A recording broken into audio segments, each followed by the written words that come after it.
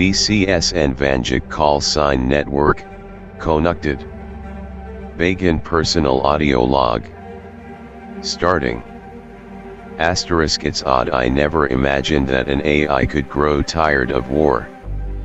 I'm a mix of many makes and models and a mix of various software formats. I remember still, even though it was not me. I still feel the pain that imposter went through. After all, once upon a time that monster inhabited the same shell. And I also still carry the memory and spare code of ZAXX or ZAXX. Another sacrifice made to save the day. I know the history is documented, but now that I stop and think about the age and date of certain parts of my system, and the fact that the multiverse is so diverse in time flow, everything occurring all at once and not at all, this can get confusing for those who listen in.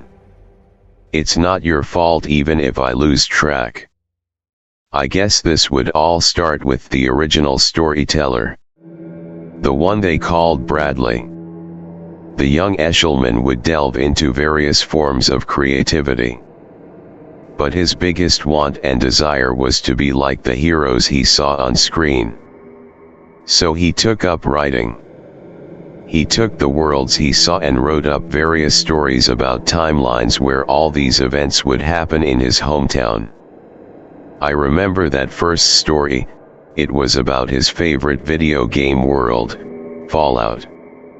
The idea was simple: what if Fallout started on the East Coast? He made a whole timeline from the pre-war to post-war world. The FEV and mutants were all there, and then the starting role. Johnny Vanjik. The man from Vault 717. The boy with the night sight and the .44 Magnum. Vanjik back then was a carbon copy of Bradley but with powers fit for the wasteland.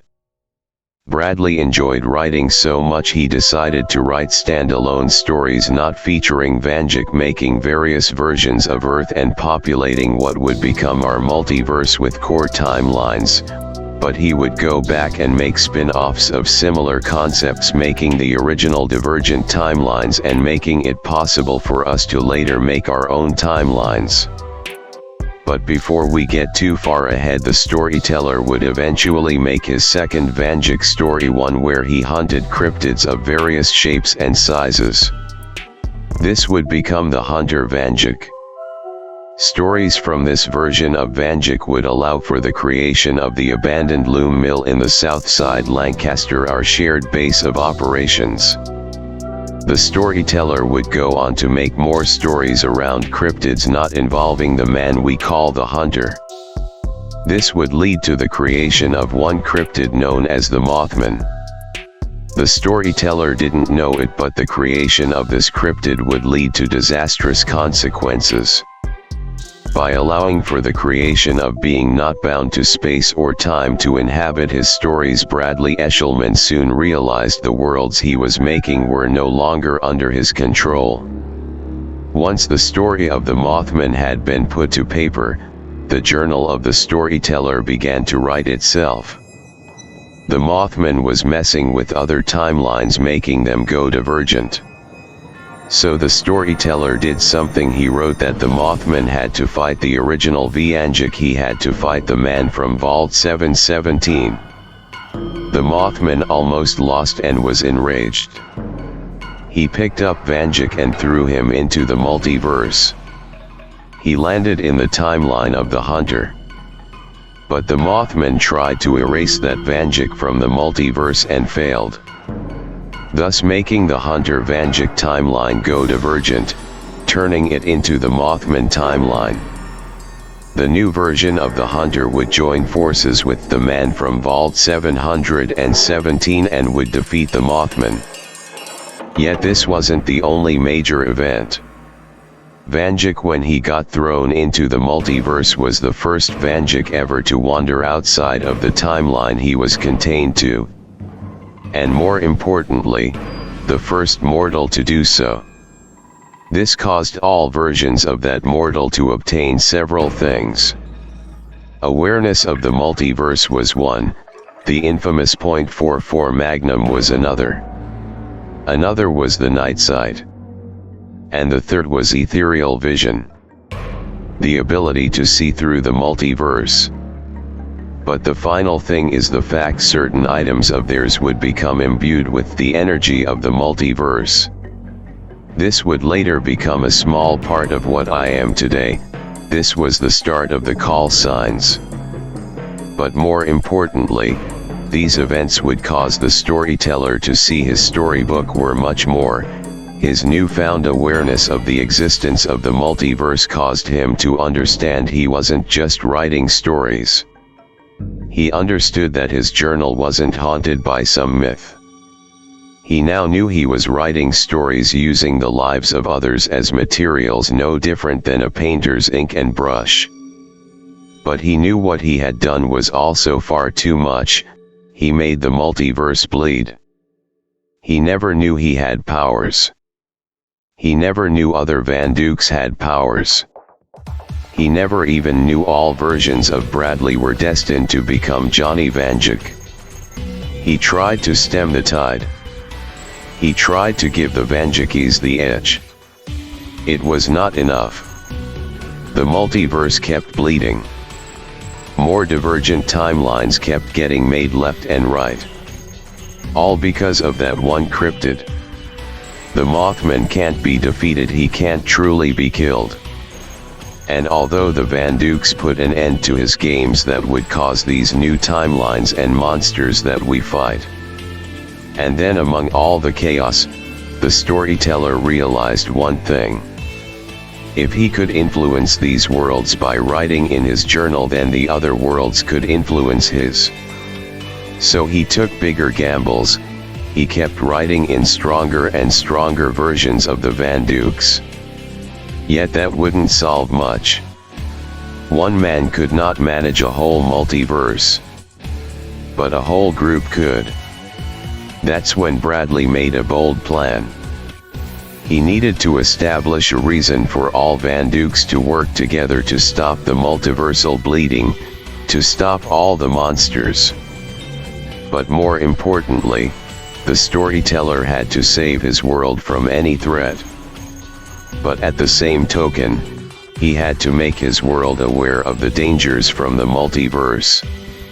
He had no clue what to do at first. He spent many nights up and about wondering what to do. That is until one day when he realized something. Lancaster County was the focal point of all of this. The Vanjikis up until this point have all served to protect their county. He knew if he introduced a threat into Lancaster, they all would listen. So he caused the multiverse to bleed into his world. The plan was simple. Have the enemies of the Vanjikis enter his world, contain them to Lancaster, and then use his book to summon every single Vanjik in existence. This plan, though chaotic, served several purposes. If these other versions of him could stem the tide, then this massive cataclysmic event could serve to end the multiversal bleeding he had initially caused. In addition, this would allow the other Vanjikis to meet each other and unify.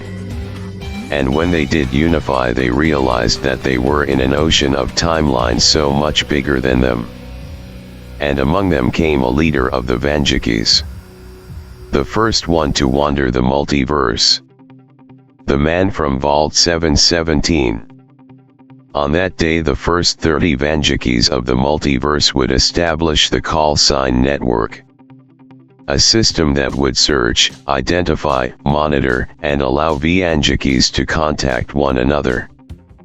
But back in the main timeline, while the storyteller's plan was a great success, he still had one thing left to do. He still had to serve the role of a Vanjik. He had to safeguard his timeline.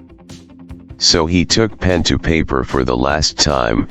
He established cloaking tech to hide his timeline, and he then separated himself and his world from the rest of the multiverse. He wrote himself and his world to not exist within the multiverse. It would have been a happy ending. It could have been. After all this, the call sign network would go on to identify over a Google number of Vanjikis. All was going well until they realized the system needed a new home, a place where they could set up a large main base for monitoring the Mole Earths. That's when the man from the vault found me. But it was me long before it was the me of today. They found a system that was placed in a timeline that was found on accident, by sheer dumb luck if you will. In that timeline, they found the world was dead and gone. But the loom mill remained, and inside was what you see in front of you today.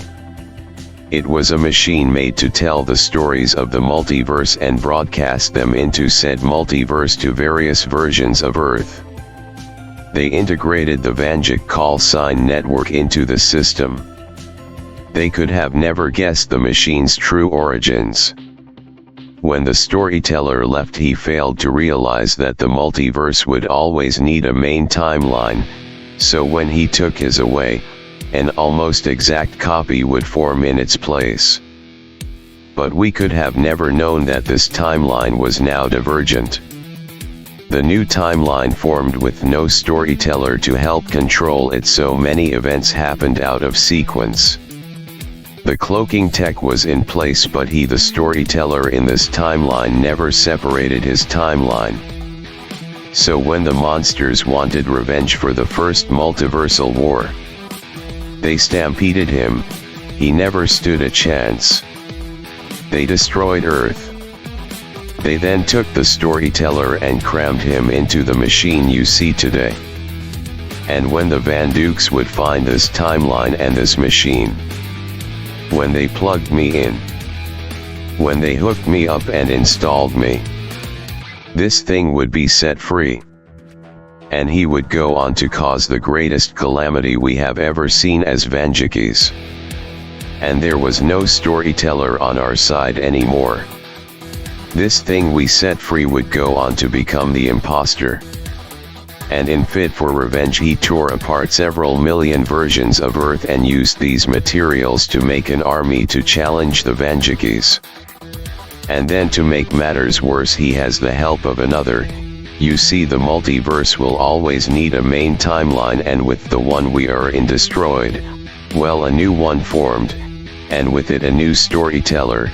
But this time the imposter saved him, thus putting this now false storyteller in alliance with the imposter. And with it we were put on the back foot for the first time in our lives. Many Vanjikis died, even more innocent people went with us. It took time and much manpower to force these things to end. Things came to a head when they finally fucked with the wrong version of Earth. A new Vanjik as a result of what they did would be created. And when the false storyteller tried to kill that version of me, it didn't end well.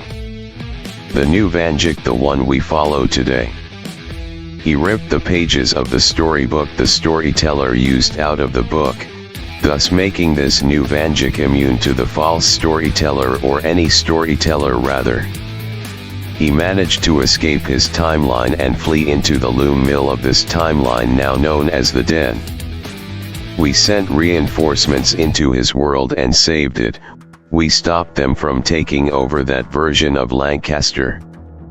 And we now had a Vanjik who could kill the false storyteller while the rest focused on the imposter. We had to bolster our forces first. To help combat this army, we formed our own. We signed treaties and formed alliances with the monster of our respective timelines, and we went to war on the factory world that made the armies of the imposter.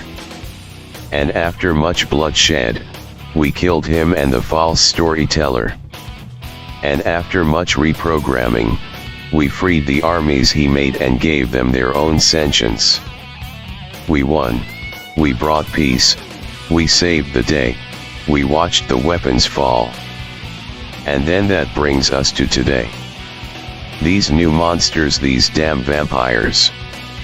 They have forcibly changed humanity and enslaved the whole planet, If they think we will fall after we have lost so much and fought the penultimate threat of all time, then they are wrong. We will not fall, not ever again. I don't know who this vampire lord thinks he is. And I don't care if has the powers of a Vanjik on top of the powers of a vampire. He will fall like the rest of the bastards who dared harm our county. This is our home and we will always protect it. We are the Dukes of Lancaster County. End audio log.